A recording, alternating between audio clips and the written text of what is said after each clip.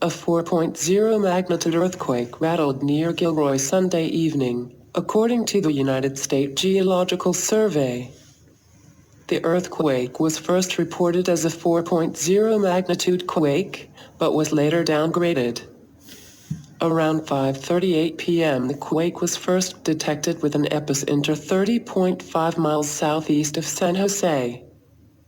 Magnitude earthquake was reported in Gilroy Sunday afternoon according to the USGS. The USGS says the quake was reportedly felt in Gilroy, San Martin, Morgan Hill, Hollister, and Salinas.